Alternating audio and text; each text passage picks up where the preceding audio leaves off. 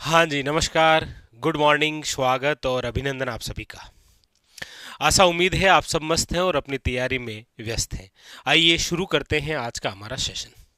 जैसा आप सबको विदित है कि हम राजस्थान जीके की जो 4.0 बुक है इसका सॉल्यूशन कर रहे हैं और इस बुक के सॉल्यूशन में हमारा जो चैप्टर चल रहा है वो चल रहा है भौतिक प्रदेश, भौगोलिक विभाजन जिसे आप कहते हैं।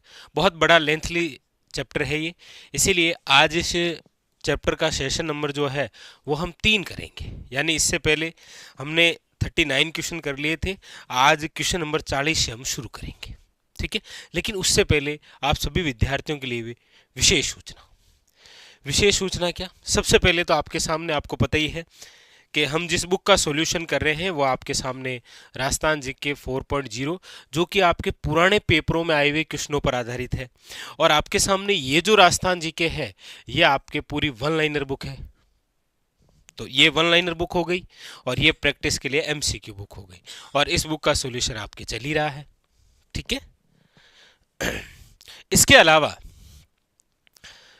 टीचर एग्जाम स्पेशल यानी शिक्षक भर्ती से संबंधित कौटिल्य क्लासेस ऐप पर जो है वो आपके विभिन्न प्रकार के बैच चल रहे हैं।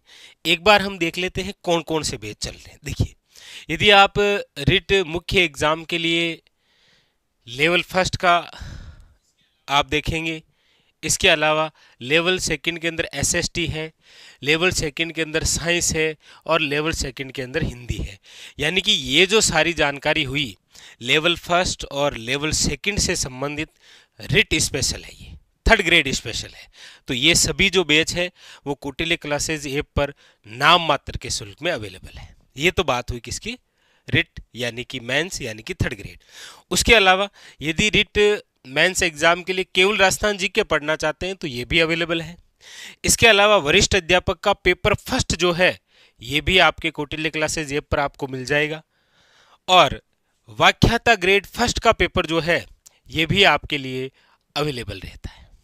तो कौटिल्य क्लासेज ऐप पर टीचर एग्जाम से संबंधित आपके फर्स्ट ग्रेड, सेकंड ग्रेड और थर्ड ग्रेड मुख्य परीक्षा जो है इससे संबंधित कोर्स जो है वो आपके अवेलेबल है। ठीक है, इसके अलावा अदर एग्जाम जैसा कि आप देखते हैं कि 2-3 दिन से ट्वीट में चल ही रहा है कि लेब असिस्टेंट की जो भर्ती है वो जल्द आने वाली है। तो प्रयोगशाला सहायक आपके साइंस हो, इसके अलावा प्रयोगशाला सहायक जो भूगोल है वो भी आपके पास में अवेलेबल रहेगा। उसके अलावा बीएसटीसी आपके सामने, ग्रुप डी अभी आया था, कल परसों पेपर में आया था, अप्रैल में एग्जाम है इसके। इसके अलावा आपके राजस्थान जी के सभी एग्जाम के लिए अवेलेबल है। सीईटी दोनों है, ग्रेजुएशन वाला भी अवेलेबल है और 10+2 का कोर्स जो है वो भी अवेलेबल है। इसके अलावा आपके आरएसएसबी बोर्ड में जो एलडीसी है उसका भी संपूर्ण ऑनलाइन कोर्स पूरी टीम द्वारा बहुत ही शानदार तरीके से। इसके अलावा आप सब जानते हैं शुभम सर द्वारा और पूरी टीम द्वारा बेसिक या सीनियर जो कंप्यूटर अनुदेशक है, उसके अलावा आपके सामने ये पेपर सेकंड का और पेपर फर्स्ट और सेकंड दोनों प्रकार के कोर्स अवेलेबल है। तो ये तो हुए आपके लेब असिस्टेंट है, बीएसटीसी है, ग्रुप डी है, सीईटी है, आपके एलडीसी है और कंप्यूटर अनुदेशक के बैच ये भी अवेलेबल है। तो सभी प्रकार के बैच जो है वो अवेलेबल है। इसके अलावा ये आपके सामने आपकी तैयारी को और बेहतरीन करता है ये स्पेशल टेस्ट सीरीज, जहाँ पर आपके रिट मेंस एग्जाम से चाहे लेवल फर्स्ट हो, लेवल सेकंड हो, एसएसटी हो, साइंस हो, हिंदी हो, इसके अलावा बीएसटीसी है, आपके राजस्थान जीके है, आपके प्रयोगशाला सहायक है जियोग्राफी, प्रयोगशाला सहायक साइंस है, मतलब सभी प्रकार के जो टेस्ट सीरीज है वो भी अवेलेबल है। ठीक है जी, तो ये तो सारी जानकारी हुई आपके टेस्ट सीरीज की कोर्स से संबंधित की। ठीक है जी, आइए आगे चलते हैं और चर्चा करते हैं अब आज के हमारे सेशन की। और सेशन के अंदर जैसा आपको विदित है कि हमारी चर्चा भौतिक प्रदेश से संबंधित चल रही है और भौतिक प्रदेश से संबंधित ये रहा आज के हमारे सेशन का पहला क्वेश्चन। क्वेश्चन नंबर है आपके सामने 40 नंबर। आइए देखते हैं क्या कह रहा है। ठीक है,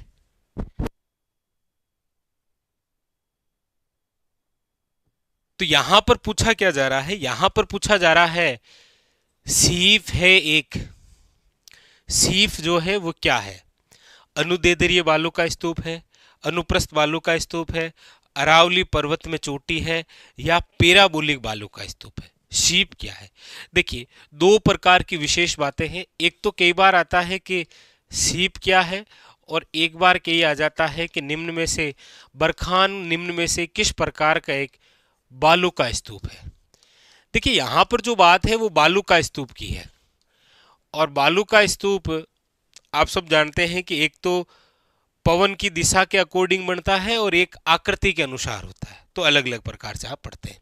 लेकिन यहां पर ये दोनों बातें बड़ी खास है कि शीप जो है वो किस प्रकार का बालू का स्तूप है, तो याद रखिएगा वो रहेगा आपके अनुदैर्ध्य बालू का स्तूप। और बरखान जो है वो किस प्रकार का है, तो याद रखिएगा अनुप्रस्थ बालू का स्तूप। जैसे यहां पर क्वेश्चन है कि शीप है एक, आंसर हो जाएगा अनुदैर्ध्य बालू का स्तूप। यहां पर आ जाए कि बरखान है एक, तो याद रखिएगा अनुप्रस्थ बालू का स्तूप। दोनों विशेष तौर पर आप ध्यान रखेंगे, ठीक है।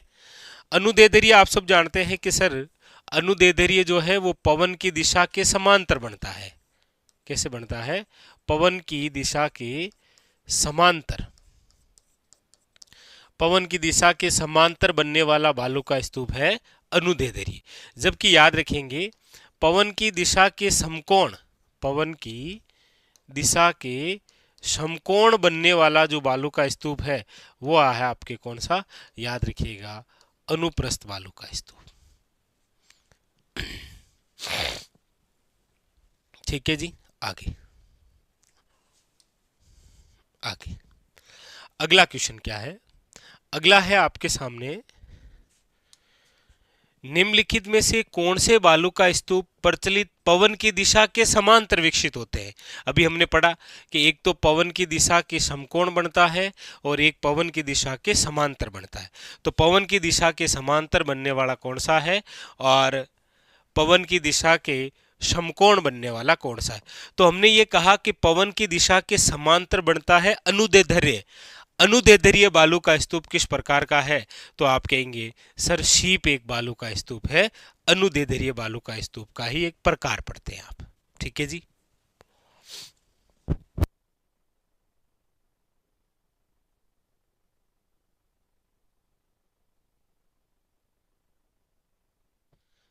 ठीक है जी, चलिए आगे अगला क्वेश्चन देखिए क्या कह रहा है।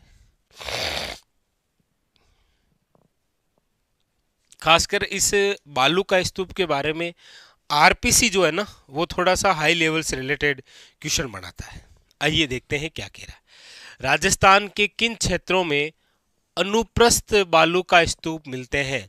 अनुप्रस्थ बालू का स्तूप यहां पर है आपके सामने, बीकानेर का पुंगल है, गंगानगर का सूरतगढ़ है, जैसलमेर जिले का मोहनगढ़ है और हनुमानगढ़ जिले का नौहर है। तो अनुप्रस्थ पूछ रहा है, अनुदैर्ध्य नहीं पूछ रहा है। तो अनुप्रस्थ आप कहेंगे सर बीकानेर जिले का पुंगल आ जाएगा और गंगानगर जिले का कौन सा आ जाएगा? सूरतगढ़ आ जाएगा। ऑप्शन नंबर यहां पर क्या हो जाएगा? याद रखिएगा डी आ जाएगा। ठीक है, कौन सा आ जाएगा? डी आ जाएगा। दो ही सही है। अगला लीजिए, अगला क्या कह रहा है? अगला क्वेश्चन है आपके सामने पूछा जा रहा है, देखिए यहां पर है कि निम्नलिखित कथनों पर विचार कीजिए एवं नीचे दिए गए कूट से सही उत्तर का चयन कीजिए। अनुप्रस्थ बालू का स्तूप जो होते हैं वो चूरू और झुंझुनू जिले में मिलते हैं क्या? आप कहेंगे बिल्कुल सही है सर, अनुप्रस्थ बालू का स्तूप चूरू और झुंझुनू जिलों के अंदर पाए जाते हैं। आप कहेंगे बिल्कुल सही है सर, यहाँ मिलते हैं ये। अवरोधी जो बालू का स्तूप है वो पुष्कर क्षेत्र में मिलते हैं। अवरोधी बालू का स्तूप मतलब होता है अवरोध के कारण बनने वाला, और अवरोध पहाड़ी भाग से आता है और पुष्कर क्षेत्र पहाड़ी भाग है, ये सही है। जोधपुर जिला बालू का स्तूप मुक्त जिला है क्या? आप कहेंगे नहीं सर, जोधपुर जिला तो वे जिला है जहां पर सभी प्रकार के बालू का स्तूप मिलते हैं। सभी प्रकार के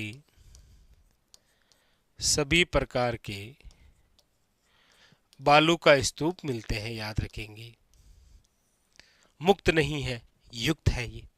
ठीक है जी, तो यहां पर ऑप्शन नंबर जो है वो क्या हो जाएगा? याद रखिएगा सी इज ए करेक्ट आंसर। ठीक है। आगे अगला है आपके सामने, थार मरुस्थल के संदर्भ में पैराबोलिक बालू का स्तूप क्या है? बताइए, पैराबोलिक बालू का स्तूप क्या है? बालू का स्तूप झील खड़िन, अच्छा नाम में बोल दिया था ना, पैराबोलिक बालू का स्तूप, तो ये एक क्या है? बालू का स्तूप ही तो है, पैराबोलिक बालू का स्तूप। देखिए हमारे इधर आप पश्चिमी मरुस्थलीय प्रदेश में यदि देखेंगे किस किस प्रकार के बालू का स्तूप बनते हैं, तो आप देखेंगे अनुदैर्ध्य बालू का स्तूप बनते हैं, शीप बालू का स्तूप बनता है, अनुप्रस्थ बालू का स्तूप बनता है, याद रखिएगा बरखान बनता है। इसके अलावा शब्र काफी जो बालू का स्तूप है वो बनता है, पैराबोलिक बालू का स्तूप बनता है, तारा नामक बालू का स्तूप बनता है, अवरोधी बालू का स्तूप बनता है। तो ये सभी प्रकार के जो है वो बालू का स्तूप बनते हैं, याद रखें। तो पैराबोलिक क्या है? बालू का स्तूप। ये पैराबोलिक बालू का स्तूप वही बालू का स्तूप है जिसका आकार जो है वो महिलाओं के हेयरपिन जैसा, महिलाओं की हेयरपिन जैसा, महिलाओं की हेयरपिन, वो एक ब्लेक ब्लेक से आया करती थी ना, जिसको दबाने पर ऐसे टक की आवाज आती थी, टक, ऐसे ऐसे रखते फिर ऐसे बता टक, वो उस प्रकार से बना हुआ है कौन सा? पैराबोलिक बालू का स्तूप। ठीक है जी। तो यहां पर पैराबोलिक क्या है? तो याद रखेंगे एक बालू का स्तूप है। ठीक है जी। आइए आगे बढ़ते हैं। अगला है आपके सामने कि राजस्थान के पश्चिमी मरुस्थल में सबसे प्रमुख या अधिकांश बालू का स्तूप कौन सा है? अब ये कह रहा है कि राजस्थान में अधिकांश कौन सा बालू का स्तूप है, तो आप कहेंगे सर हमारे राजस्थान में अधिकांश थे यदि कोई बालू का स्तूप मिलते हैं ना, तो वो तो शब्र काफीज या फिर पैराबोलिक वाले यही मिलेंगे आपको। ठीक है। तो याद रखेंगे राजस्थान के पश्चिमी मरुस्थल में सबसे प्रमुख और अधिकांश जो बालू का स्तूप दिखाई देगा वो आपके सामने कौन सा है? याद रखिएगा पैराबोलिक बालू का स्तूप है। ठीक है, याद रखेंगे। चलिए अगला है आपके सामने, ये रहा। पूछा जा रहा है गतिशील रेत के टिल्ले राजस्थान की स्थानीय भाषा में क्या कहलाते हैं? गतिशील, जो एक स्थान से दूसरे स्थान पर बदलते रहते हैं। तो ये जो गतिशील बालू का स्तूप है, याद रखिएगा ये आपके धरियन होते हैं। धरियन क्या है? तो याद रखिएगा गतिशील बालू का स्तूप। और धरियन आपको देखने को कहां पर मिलेगा? याद रखिएगा जैसलमेर में।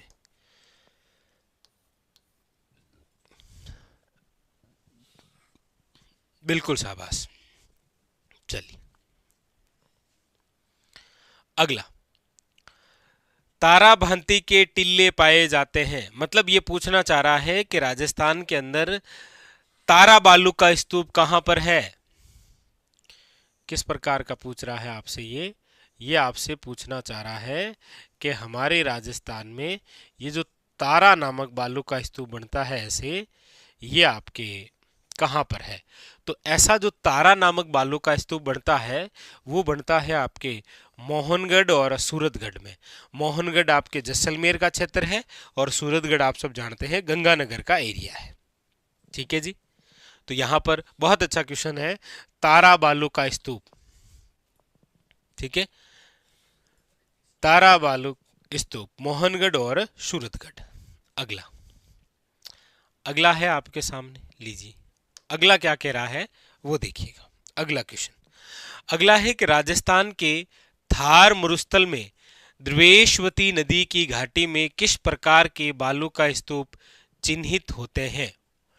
रेखे या पौनानुवर्ती बालू का स्तूप, बरखान बालू का स्तूप, पैराबोलिक बालू का स्तूप या तारा बालू का स्तूप? देखिए यहां पर यह है कि राजस्थान के थार मरुस्थल में द्वेषवती जो नदी है उसकी घाटी में बनने वाला जो बालू का स्तूप है वो है आपके, याद रखिएगा, अनुदेधरीय बालू का स्तूप। कौन सा है? अनुदेधरीय बालू का स्तूप। आप कहेंगे सर ऐसा तो नाम ऑप्शन में है ही नहीं, लेकिन हमने ये पढ़ा है अभी थोड़ी देर पहले कि अनुदेधरीय जो बालू का स्तूप है वो बनता है पवन की दिशा के समांतर, और पवन की दिशा के समांतर जो बनने वाला बालू का स्तूप है इसे आप क्या कहते हैं? तो आप कहेंगे सर रेखीय बालू का स्तूप कहते हैं। और ये बनेगा तब तक जब तक पवनानुवर्ती होती रहेगी, याद रखिएगा। तो इसी का दूसरा नाम ये है, मतलब यहां पर जो पूछा गया है इसका राइट आंसर क्या हो जाएगा? ए इज ए करेक्ट आंसर। अगला है राजस्थान में पलाया झीलों की रचना कहाँ हुई है? राजस्थान के अंदर जो पलाया झील है इसकी रचना कहाँ हुई है? कहाँ पढ़ते हैं आप पलाया झील?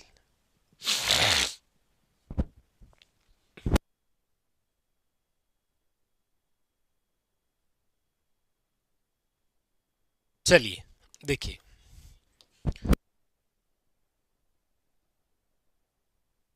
पलाया, देखिए पलाया जो झील है, सबसे पहले तो याद रखिएगा पलाया झील हमारे राजस्थान के अंदर एक मिलने वाली अस्थायी झील है। कैसी है ये?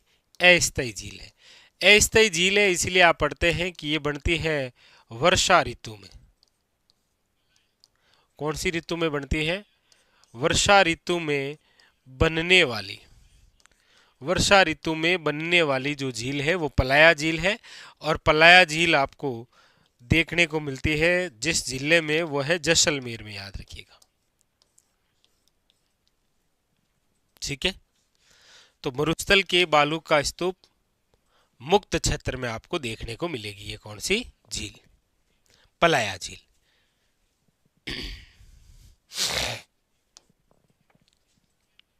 अगला, राजस्थान के किस जिले में पलाया झील है?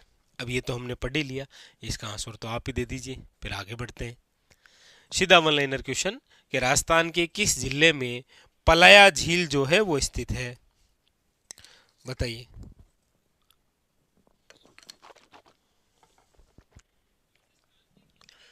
तो जैसलमेर के अंदर। क्वेश्चन पूछने का वापस तरीका राजस्थान पुलिस कांस्टेबल में क्या पूछ रहा है कि पलाया झील राजस्थान के किस भौगोलिक अंचल में मिलती है? मतलब मैदान में है, हाड़ौती में है, अरावली के अंदर है, पठार में है कि मरुस्थल में है? इस प्रकार से बताइए जी। तो पता ही आपको पलाया झील जैसलमेर, जैसलमेर मरुस्थल का हिस्सा है। ठीक है जी, चलिए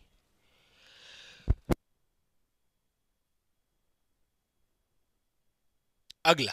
अगला क्या कह रहा है? देखिए, निम्न कथनों पर विचार करना है और इन कथनों पर विचार करते हुए आरएसपीरी के अंदर आया है, तो सही उत्तर कौन सा है उसका चयन करना है। ये लो, ठीक है। अच्छा, पूरा नहीं दिख रहा है क्या? ये लो, दिख गया अब। तो आरएसपीरी के अंदर आया, आपके सामने कथन है, इन कथनों में से कौन से कथन सही है, बस उसी का चयन आपको करना है। बताइएगा कौन सा सही है। पहली बात क्या है? अरावली जो है वो मरुस्थल के पूर्ववर्ती विस्तार को रोकता है क्या? आप कहेंगे सर देखो ये राजस्थान है हमारा, इस राजस्थान में यहां पर आपके क्या है? पूरा मरुस्थल है। इधर ये क्या है? अरावली है। इस मरुस्थल का प्रसार इधर से इधर हो रहा था, लेकिन बीच में अरावली आ गई इसलिए रुक गया। तो अरावली जो है ये मरुस्थल के पूर्ववर्ती विस्तार को रोकता है क्या? आप कहेंगे बिल्कुल सही है सर, ये रोकता है। राजस्थान की सभी नदियों का उद्गम अरावली से होता है क्या? आप कहेंगे नहीं सर, क्योंकि राजस्थान में देखो चंबल जो है वो आती है एमपी से है, बनास जो है वो राजसमंद से निकलती है आपके, हालांकि वो तो उसका भाग है अरावली का, लेकिन माही नदी जो है वो एमपी से है। इधर काली सिंध है, पार्वती है, परवन है, ये सारी इधर से है। ठीक है, तो सभी नदियों का उद्गम अरावली से नहीं है। हाँ, यहाँ पर ये बात होती ना कि राजस्थान में नदियां जो है वो अरावली से भी उद्गम होती है, तो बात सही थी, हाँ अरावली से उद्गम होती है, लेकिन सभी नदियां उद्गम नहीं होती है। राजस्थान में वर्षा का वितरण प्रारूप जो है वो अरावली से प्रभावित नहीं होता है। क्यों नहीं होता है भाई? यहां पर ये अरावली रह गई, इधर से कौन सी वर्षा आती है? अरब सागर की। इधर से कौन सी आती है? बंगाल की खाड़ी की। अब ये जो अरब सागर की वर्षा है इस अरावली की वजह से प्रभावित होती है, और अरावली के पश्चिमी भाग में बिल्कुल बारिश नहीं होती है, और अरब सागर का मानसून इस अरावली के समांतर होते हुए राजस्थान से बाहर निकल जाता है। केवल वर्षा होती है दक्षिण और दक्षिण पूर्वी भाग में। इसका मतलब राजस्थान में वर्षा के वितरण प्रारूप में अरावली प्रभावित करती है, यहां लिखा हुआ है नहीं करती है, तो ये गलत हो गया कथन। अगला, अरावली प्रदेश धात्विक खनिजों से संपन्न है क्या? आप कहेंगे बिल्कुल सही है सर, अरावली प्रदेश धात्विक खनिजों से क्या है? संपन्न है। लेकिन यहां पर यदि ऐसे लाइन आती ना कि अरावली प्रदेश खनिजों से संपन्न है, तो ये कथन फिर गलत होता, क्योंकि अरावली खनिजों से संपन्न नहीं है, धात्विक खनिजों से संपन्न है। ये धात्विक खनिज नहीं पाए जाते यहाँ ज्यादा। तो यहां पर जो ऑप्शन नंबर है वो क्या हो जाएगा? केवल। याद रखिएगा, D is A correct answer, very very important. तो इस प्रकार के जो क्वेश्चन आए आप उनका ध्यान रखें। आगे अगला क्या कह रहा है देखिए। अगला है आपके साथ हेडमास्टर में आया ही। क्या आया? निम्नलिखित में से कौन से सही सुमेलित है? कौन से ऐसे हैं जो कि आपके सही सुमेलित दे रखे हैं, बताइए।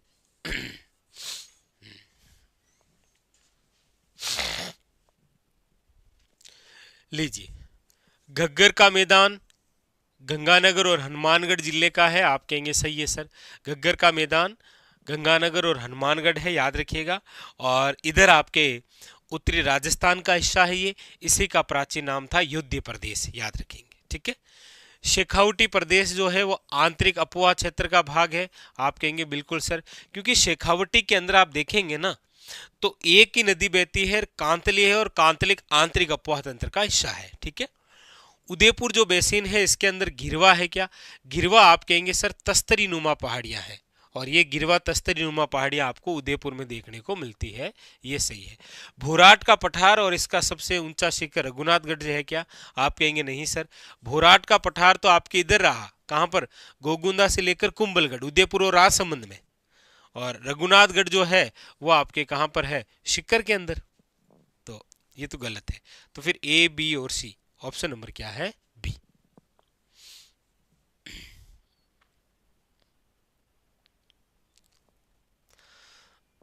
ठीक है। अगला अगला है, निम्न को सुमेलित कीजिए। मिलान करना है कौन सा किसका हिस्सा है। देखिए, मेवाड़ पर्वत प्रदेश की बात करेंगे तो इनमें से मेवाड़ की बात जब हो रही है तो बात घिरवा की आएगी, क्योंकि घिरवा जो है वो आप याद रखिएगा उदयपुर शहर के चारों ओर तस्तरी नुमा जो पहाड़ियां होती है वो आपके घिरवा की पहाड़ियां हैं, याद रखेंगे, ठीक है।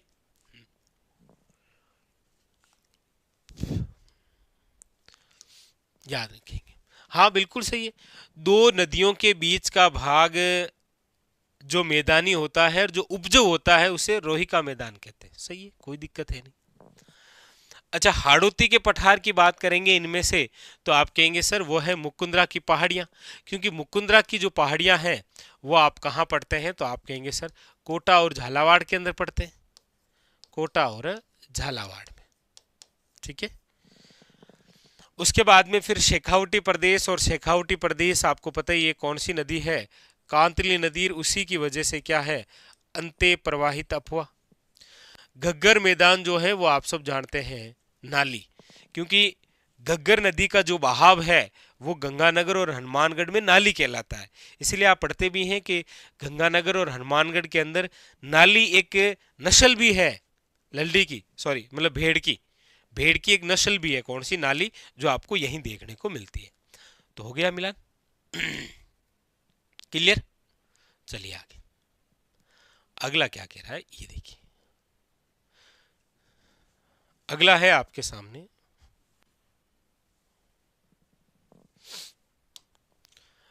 मिलान करना है इसका, कर दीजिए मिलान।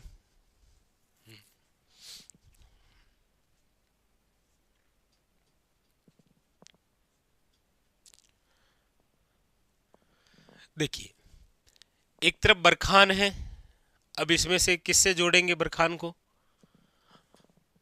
तो आप कहेंगे सर बरखान जो है वो तो एक बालू का स्तूप है ना, हम शुरुआत से ही पढ़ते आ रहे हैं कि वायु भंवर के कारण निर्मित चंद्राकार जो बालू का स्तूप होता है उसे आप क्या बोलते हैं? बरखान कहते हैं।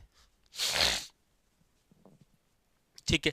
लाटी श्रृंखला क्या है? आप कहेंगे सर पोखरण से लेकर मोहनगढ़ के मध्य जो भूगर्भित जल पट्टी है ना, उसे आप क्या बोलते हैं? लाटी श्रृंखला या लाटी सीरीज कहते हैं, एक ही बात है।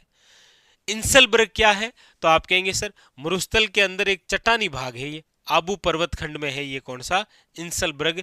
और पलाया जो है वो याद रखिएगा जैसलमेर के अंदर एक रूप से अस्थायी यानी कि शुष्क झील है आपके। ठीक है, ये मिलान हो गया इसका।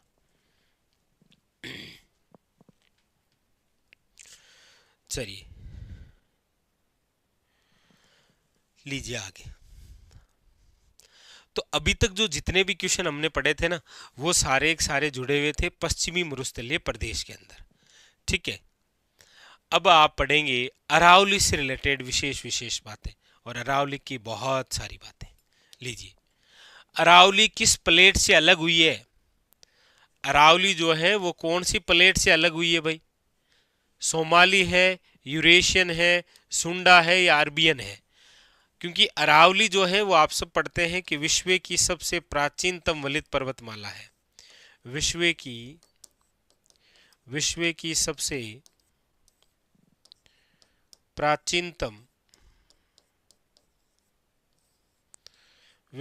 सबसे प्राचीनतम वलित पर्वतमाला पूछा जाए तो याद रखिएगा कौन सी है?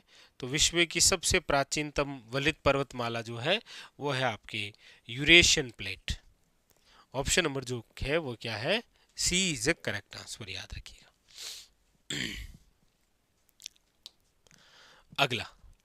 अगला है वर्तमान में अरावली पर्वत विद्यमान है।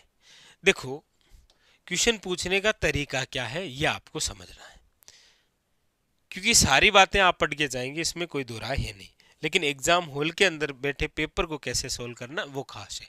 क्योंकि यहां पर है कि अरावली पर्वतमाला विद्यमान है और हमने पहला ही ऑप्शन पढ़ लिया वलित पर्वतमाला, लेकिन ये तो प्राचीन समय के अंदर थी।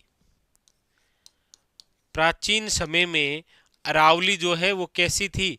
वलित पर्वतमाला। लेकिन आपको पूछा जा रहा है कि अरावली जो है वो वर्तमान में कैसी है?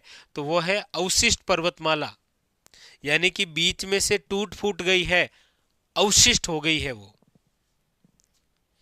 याद रखिएगा।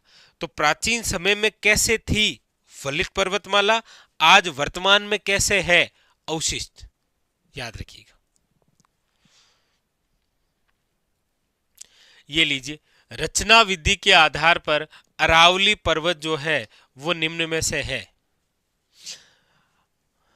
अरावली, और एक बहुत अच्छा बिंदु है कि ये जो अरावली है ना, इसी अरावली को याद रखिएगा विष्णु पुराण में क्या कहा गया है? इसी अरावली को विष्णु पुराण के अंदर कहा गया है परिपत्र, याद रखिएगा भाई। प्राचीन समय के अंदर तो वलित थी, वर्तमान में अवशिष्ट हो गई है। विष्णु पुराण के अनुसार ये परिपत्र कहलाती है। रचना विधि के आधार पर ये मोड़दार है। रचना विधि के आधार पर ये कैसी है? तो याद रखिएगा आप, रचना विधि के आधार पर तो आप इसे मोड़दार के रूप में देखते हैं, मोड़दार के रूप में पढ़ते हैं। ठीक है, अगला है अरावली पर्वत प्रकार के हैं, यानी अरावली जो पर्वत है वो किस प्रकार का है? ज्वालामुखी है, अवशिष्ट है, फोल्डार है या अवरोधी है? तो मेरे हिसाब से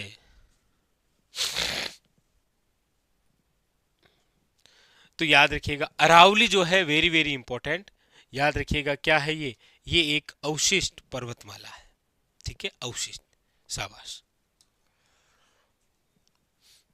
अगला ये देखिएगा थोड़ा सा ध्यान से, इस प्रकार के क्वेश्चन आए तो थोड़ा सा ध्यान से पढ़ें आप। ये आपके सीटी में आया था, किस में आया था? सीटी के अंदर आ रखा है। देखिए क्या पूछा जा रहा है कि अरावली पर्वतमाला के संबंध में निम्न में से कौन से तथ्य जो है वो सत्य है? कौन से तथ्य सत्य हैं? बताइए।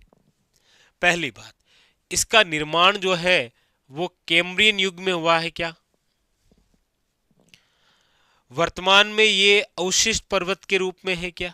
ये मुख्यतः आग्नेय चट्टानों से निर्मित है क्या? और ये दक्षिण पश्चिम से उत्तर पूर्वी दिशा में विस्तृत है क्या? बताइए। अरावली के संबंध में काफी सारी जो बातें हैं वो आपके सामने दे रखी है, आपको बताना है कौन सा सही है। बताइए। देखिए, अरावली पर्वतमाला का जो निर्माण है वो जिस युग में हुआ है ना, वो नाम है प्री कैम्ब्रियन युग। प्री कैम्ब्रियन युग। जबकि यहां पर नाम केवल क्या दे रखा है? कैम्ब्रियन युग दे रखा है। प्री तो है ही नहीं। प्री नहीं है फिर मेंस कैसे होगा? मतलब होगा ही नहीं है तो। ठीक है। दूसरा, वर्तमान में यह अवशिष्ट पर्वतमाला है, इसमें कोई दो राय नहीं है। और ये मुख्यतः आग्नेय चट्टानों से निर्मित है। आप कहेंगे सर, अरावली पर्वतमाला के अंदर धारवाड़ क्रम की चट्टानें पाई जाती है। किस प्रकार की चट्टानें हैं? धारवाड़ क्रम की, याद रखिएगा। यहां पर यह शब्द आना चाहिए था। तभी तो आप पढ़ते हैं कि अरावली में धारवाड़ क्रम की चट्टानें हैं, इसीलिए धात्विक खनिजों से संपन्न है वो। और फिर ये दक्षिण पश्चिम से उत्तर पूर्वी की ओर है। आप कहेंगे सर, इस प्रकार से यदि हम राजस्थान में देखते हैं तो ये अरावली है और ये दक्षिण पश्चिम से उत्तर पूर्वी की ओर है। ये सही है। तो आप देखेंगे 2 और 4 सही है, 2 और 4 सही है, ऑप्शन नंबर ए सही है। ठीक है जी। अगला लीजिए, अगला क्या कह रहा है? राजस्थान में अरावली की विशेषता की पहचान कीजिए भाई।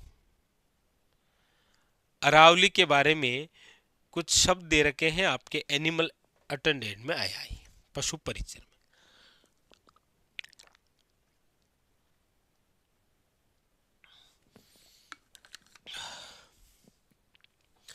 बताइएगा। पूछा जा रहा है आपके सामने। अरावली के बारे में कुछ कुछ बातें दे रखी है, बताइए। देखिए, पहली बात क्या है? अरावली पर्वत को आडावाल पहाड़ भी कहा जाता है। बिल्कुल सही है। यहाँ लागे कोई जाना है, मतलब अरावली को हम राजस्थान के संदर्भ में देखते हैं तो यहाँ लागे जी कोई आड पाल्ड पड़ी है हैं। आप लेविस बोला को नहीं। आप जैसे ये राजस्थान है, इस राजस्थान में ये भाग अरावली का है। यहाँ इस प्रकार से यहाँ लागे कोई जहाँ आड पाल्ड पड़ी है।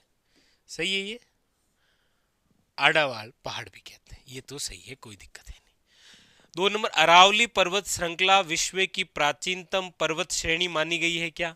आप कहेंगे बिल्कुल सर, अरावली जो है वो विश्व की सबसे प्राचीनतम पर्वतमाला है। इसकी ऊंचाई जो है वो दक्षिण पश्चिम से उत्तर पूर्वी की ओर बढ़ती है। ये कह रहा है कि ये जो अरावली है इसकी ऊंचाई जो है इधर से इधर की ओर जाएंगे तो बढ़ेगी। आप कहेंगे नहीं सर, अरावली की ऊंचाई यदि आपको देखनी है तो फिर उत्तर पूर्वी से दक्षिण पश्चिम की ओर आना पड़ेगा, क्योंकि सर्वाधिक ऊंची चोटियां आप इधर पढ़ते हैं, इधर नहीं पढ़ते, तो ये गलत है। सी तो गलत है। गुरु शिखर अरावली श्रृंखला की सबसे ऊंची चोटी है। आप कहेंगे बिल्कुल सही है।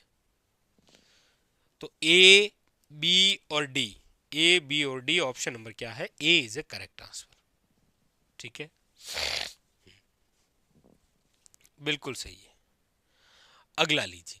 अगला है, राजस्थान के निम्न जिलों में से कौन से एक जिले में अरावली पहाड़ का विस्तार नहीं है? अरावली जो है आपको देखने को नहीं मिलती है। सीकर, झुंझुनू, अलवर या जालोर। ठीक है,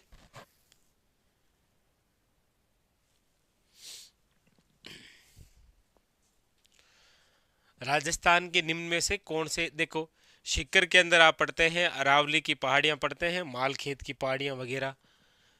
झुंझुनू के अंदर भी आप पढ़ते हैं पाल खेत की पहाड़ियां, लोहागढ़ पढ़ते हैं ये। अलवर के अंदर आप पढ़ते ही हैं चोटियों के रूप में शिरावास है, भानगढ़ है। जालोर जो है वो मरुस्थल का हिस्सा है।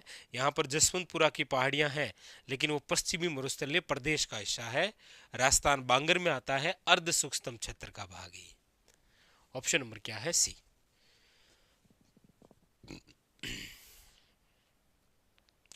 अब ये कह रहा है कि राजस्थान के अरावली प्रदेश में राज्य के कुल कितने जिले सम्मिलित हैं।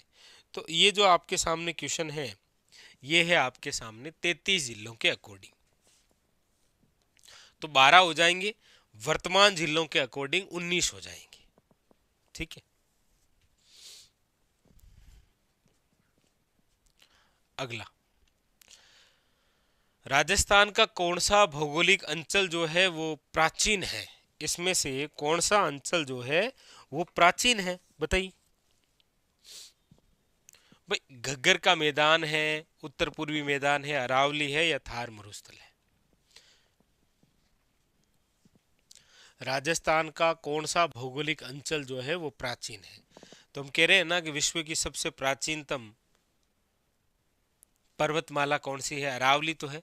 देखिए, राजस्थान के अंदर जो आप 4 भौतिक प्रदेश पढ़ते हैं ना, कौन कौन से भाई? मरुस्थल है, अरावली है, मैदान है और पठार है। इनमें से सही क्रम क्या है इनका, पता है आपको? देखो, सही से सही क्रम है अरावली, फिर नंबर 2 पर आता है पठार, फिर आता है आपके नंबर 3 पर मैदान, और नंबर 4 पर क्या है? मरुस्थल। तो सबसे पुराना प्राचीनतम पूछा है अरावली, सबसे युवा या नवीनतम पूछता तो मरुस्थल हो जाता। ठीक है, अरावली पर्वत श्रेणी का विकास किस काल में होना माना जाता है? अब बताइए, आप ही बताइए। अरावली जो पर्वत श्रेणी है, इसका जो काल है विकास का, उत्पत्ति का, वो कौन सा है? हाँ, यूएसए की एप्लेशियन पर्वतमाला से तुलना की जाती है उसकी।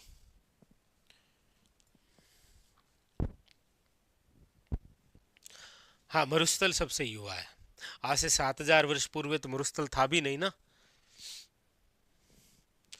प्री कैम्ब्रियन युग में, याद रखिएगा। कौन से युग में हुई है? प्री कैम्ब्रियन युग के अंदर। विश्व की प्राचीनतम वलित पर्वतमाला निम्न में से कौन सी है?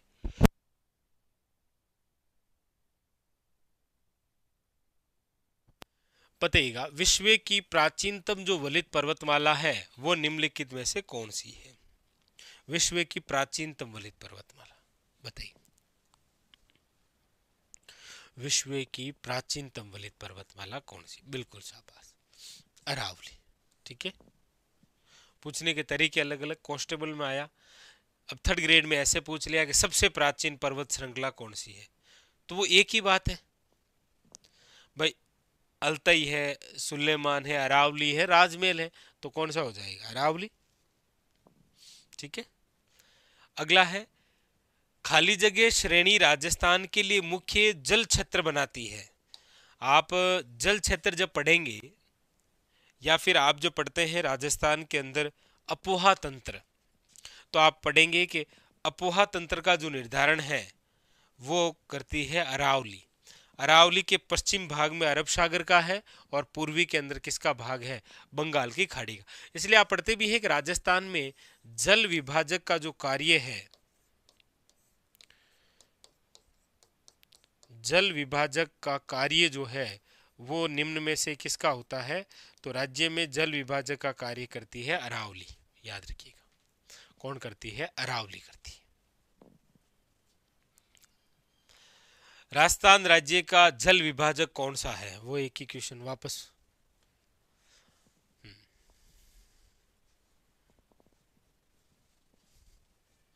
हाँ बिल्कुल, अरब सागरीय मानसून से बिल्कुल पश्चिमी राजस्थान में वर्षा होने ही नहीं देती है। तो राजस्थान राज्य का जल विभाजक कौन सा है? आप कहेंगे सर अरावली पर्वतमाला। अगला, निम्नलिखित में से कौन सा एक कथन अरावली श्रेणियों के लिए सही है? अरावली श्रेणी के लिए इनमें से कौन सा कथन जो है वो सही? आरटेट 2012 में आया। आरटेट, रिट से पहले आरटेट हुआ करता था। ठीक है, आरटेट। तो देखिए, वर्षा में सहायक है क्या? आप कहेंगे नहीं। जल विद्युत उत्पादन के लिए उपयुक्त है क्या? नहीं। जल विभाजक का कार्य जरूर करती है अरावली, ये सही है। अगला है, कौन सा पर्वत राजस्थान दो प्रमुख भागों में विभाजित करता है? कौन सा जो पर्वत है वो राजस्थान को दो प्रमुख भागों में विभाजित करता है? अब वही सेम क्वेश्चन है, पूछने का तरीका वही है, बताइए। तो आप कहेंगे सर वही रहेगा आपके अरावली पर्वतमाला। कौन सी पर्वत श्रेणी राजस्थान राज्य को पूर्वी राजस्थान तथा पश्चिमी राजस्थान में विभाजित करता है? एक तरफ पश्चिमी राजस्थान हो जाता है और एक तरफ पूर्वी राजस्थान हो जाता है, क्योंकि बीच में आडे पाल्ड गुण पड़ी है अरावली।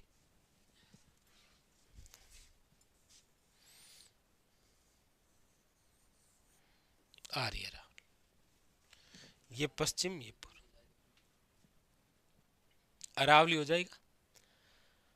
अगला देखिए, ऐसे क्वेश्चन आए तो थोड़ा सा ध्यान से देखना होता है ना, क्योंकि यहां पर ध्यान दीजिए।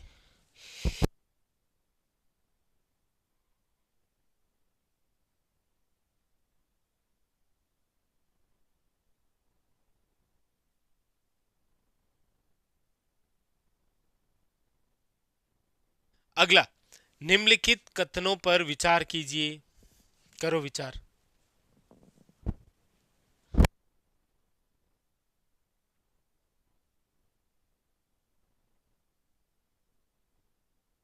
देखो, अरावली जो है वो मरुस्थल के पूर्वी विस्तार को रोकता है क्या? बिल्कुल रोकता है। अरावली क्षेत्र खनिजों में समृद्ध है क्या? आप कहेंगे सर अरावली क्षेत्र खनिजों में समृद्ध नहीं है। अरावली क्षेत्र जो है वो धात्विक खनिजों में समृद्ध है। भाई अभी शायद हमने ये क्वेश्चन सोल्व किया था ना।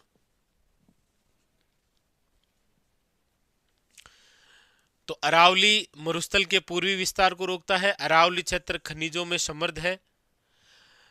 राजस्थान में वर्षा का वितरण प्रारूप जो है वो अरावली से प्रभावित नहीं होता। क्यों नहीं होता है? होता है अरावली से प्रभावित। तभी तो आप पढ़ते हैं कि राजस्थान के पश्चिमी भाग में वर्षा कम होती है, क्योंकि अरावली अरब सागरीय मानसून वर्षा कराने में क्या है? असहायक है।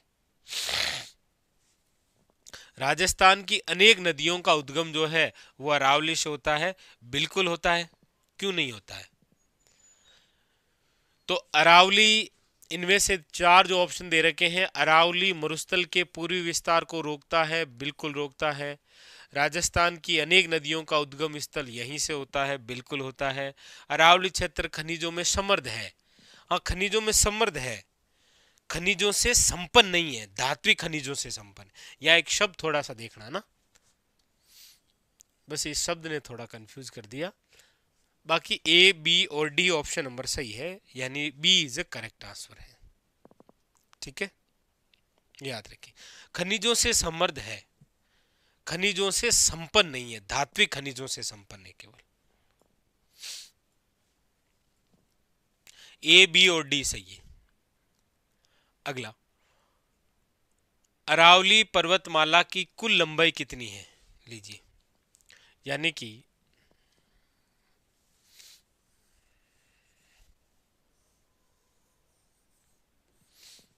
अरावली जो है,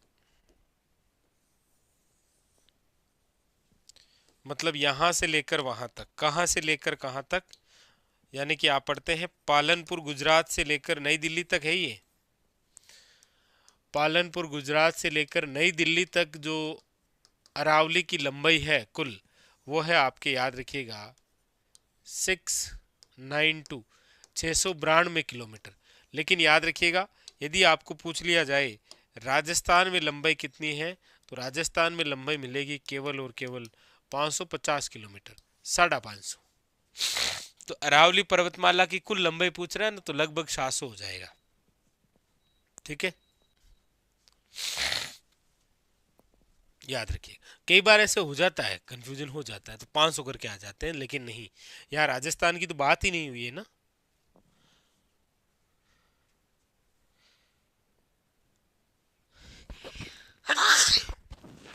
अब बात हुई है राजस्थान की। राजस्थान भू क्षेत्र में अरावली पर्वतमाला की लंबाई कितनी है? ये लो, कई बार तो डायरेक्ट लंबाई ही पूछ लेता है, कई बार ये पूछ लेता है कि कुल अरावली का कितना भाग राजस्थान में है? तो कुल अरावली का कितना भाग राजस्थान में है? 79.58%। आप इसे पढ़ते हैं लगभग 80%, क्योंकि अरावली की जो कुल लंबाई है वह है 692 किलोमीटर। इसमें से राजस्थान में लंबाई है 550। तो आप याद रखेंगे राजस्थान में जो है वो अरावली जो है वो कितने प्रतिशत है कुल अरावली का? तो लगभग 80% है। आगे अगला है, अरावली पर्वत के संबंध में गलत तथ्य की पहचान करो। इनमें से कौन सा ऐसा कथन है जो अरावली के संदर्भ में है लेकिन वो गलत दे रखा है? बताइए। अरावली के संबंध में है लेकिन गलत दे रखा है।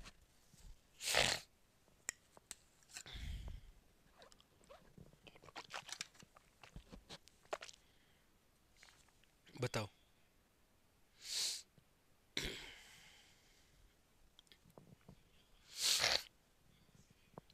बिल्कुल सही है। देखो, ये विश्व के प्राचीनतम पर्वतों में से एक है। इसका अधिकांश विस्तार राजस्थान राज्य में है। इसकी सबसे ऊंची चोटी गुरु शिखर है, लेकिन इसकी कुल लंबाई 820 दे रखी है, जबकि 692 है। ठीक है। अगला, अरावली पर्वतमाला दक्षिण पश्चिम में राजस्थान के किस जिले से प्रारंभ होकर उत्तर पूर्व जाती है? देखो, राजस्थान के अंदर यदि हम अरावली की बात करें, कहाँ से लेकर कहाँ तक है? तो यहाँ से लेकर यहाँ तक है। मतलब यहाँ पर जो शुरुआत है जिस जिले से, वो जिला है आपके कौन सा? तो याद रखिएगा सिरोही। सिरोही से शुरू है, खत्म कौन से है? याद रखिएगा झुंझुनू में। सिरोही से शुरू होकर झुंझुनू तक क्या है? खत्म है। तो यहाँ प्रारंभ पूछा है, खत्म नहीं पूछा है। सिरोही। ठीक है। हाँ, यहाँ से लेकर यहाँ तक आप पढ़ते हैं, ये 550 किलोमीटर है। अरावली पर्वत का विस्तार है, अरावली पर्वतमाला जो है इसका विस्तार है कहां से कहां तक? तो आप पढ़ते हैं कि सर अरावली का जो विस्तार है वो आप इस प्रकार से पढ़ते हैं, ये मतलब जहां से शुरुआत है ना, वो स्थान है आपके गुजरात के अंदर पालनपुर, पालनपुर गुजरात।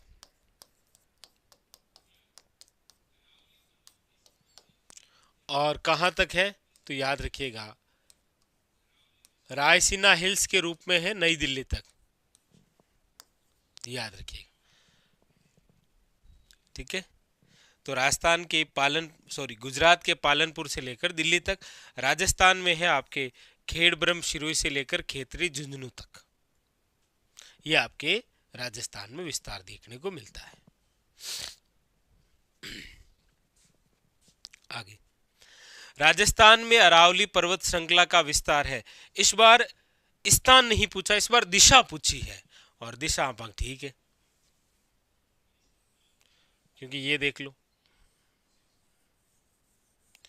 ये दक्षिण है, ये पूर्वी है, ये उत्तर है, और ये पश्चिम है, और हम पढ़ा है कि अरावली आ रही, ऐसा ही तो है।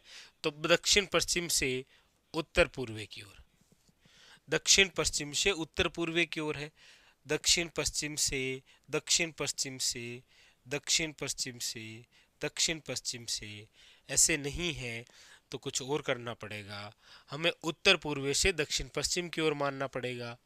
ये प्री डीएलडी के अंदर आया, बीएसटीसी एग्जाम के अंदर आ रखा है क्वेश्चन 2024 में।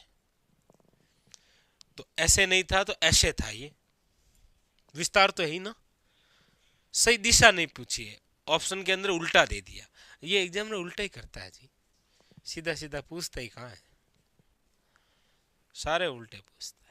अगला है, कौन सा भौतिक प्रदेश राजस्थान की जीवन रेखा कहा जाता है? राजस्थान की लाइफ लाइन है। देखिए, लाइफ लाइन की जब हम बात करते हैं ना, मतलब राजस्थान की लाइफ लाइन की, राजस्थान की जीवन रेखा, तो यहां पर हमें देखना है कि ऑप्शन क्या क्या है, क्योंकि राजस्थान की लाइफलाइन एक नहीं है। वैसे लाइफलाइन एक नहीं होती, काफी सारी अलग अलग बातें अलग अलग संदर्भ में होती है। राजस्थान की जो लाइफलाइन है, जीवन रेखा जो है, वो एक तो है आपके ये IGNP, इंदिरा गांधी नहर परियोजना, और एक जो राजस्थान की जीवन रेखा है वो है आपके अरावली पर्वतमाला। याद रखिएगा, IGNP और अरावली, याद रखिएगा। तो दो अच्छे क्वेश्चन हैं, दोनों क्वेश्चनों को आपको विशेष तौर पर ध्यान रखना है भाई, ठीक है, याद रखेंगे। चलिए ठीक है, हाँ ठीक है, चले आगे, चले आगे। अगला क्वेश्चन, अगला क्या कह रहा है देखिए।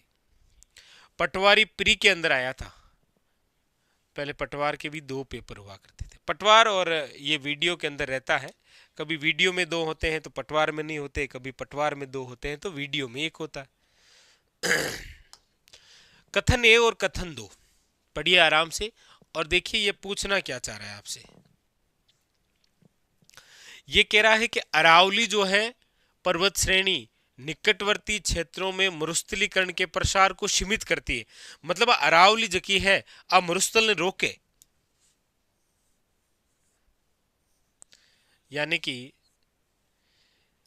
ये पूरा मरुस्थल है, यहां पर आपके क्या है, अरावली है, इसीलिए आप पढ़ेंगे यहां अरावली है, इसीलिए ये मरुस्थल है और ये घेर मरुस्थल है। मतलब ये मरुस्थल इधर नहीं आ पाता है क्योंकि बीच में क्या है, अरावली है। सही है ये तो। दूसरी बात, अरावली पर्वत श्रेणी संपूर्ण राज्य में दक्षिण पश्चिम से उत्तर पूर्व की ओर है। ये कह रहा है कि ये जो है अरावली ये इधर से इधर की ओर है। आप कहेंगे ये बात सही है, और ये दोनों बातें एक दूसरे को रिलेटेड करती है।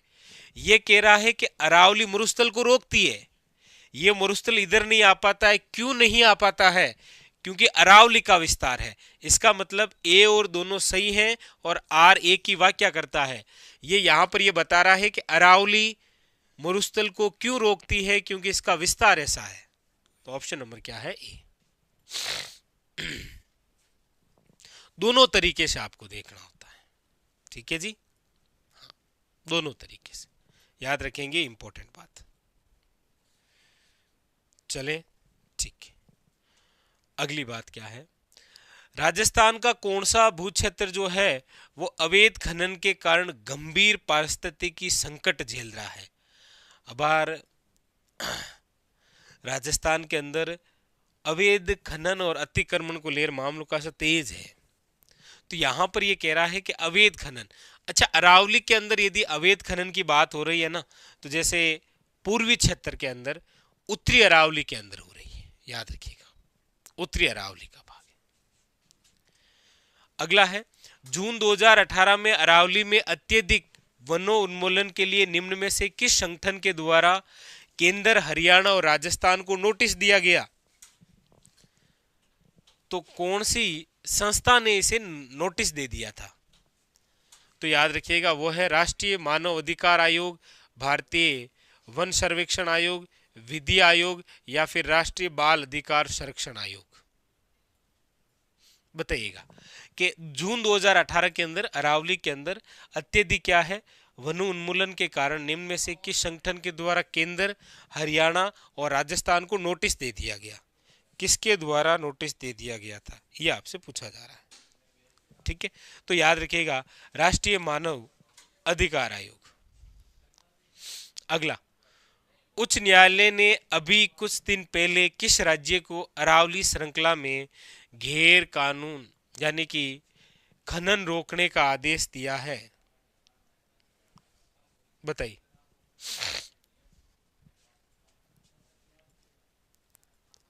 तो घेर कानूनी जो खनन अवैध हो रहा है इसे रोकने के लिए, बताइए। ठीक है, तो आप कहेंगे सर राजस्थान को ही दिया है, राजस्थान में तो है अरावली सर्वाधिक, ठीक है जी। चलिए, तो ये था आज का हमारा सेशन जहां पर हमने इन सभी क्वेश्चनों को सोल्व किया। मिलते हैं और भी, अभी देखिए इस किताब की खास बात यही है, क्वेश्चन भी आपको बिल्कुल टॉपिक वाइज टू पॉइंट मिल रहे हैं। पहले हमने 30-35 क्वेश्चन मरुस्थल के कर लिए, फिर हमने अरावली के क्वेश्चन किए, लेकिन अरावली के संदर्भ में अभी परिचय पढ़ा है, अभी अरावली से संबंधित बहुत सारे फैक्ट बाकी हैं। कल और पूरी क्लास में अरावली अरावली गूंजेगी। मिलते हैं कल, अरावली के बारे में चर्चा करेंगे। तब तक के लिए धन्यवाद आप सब।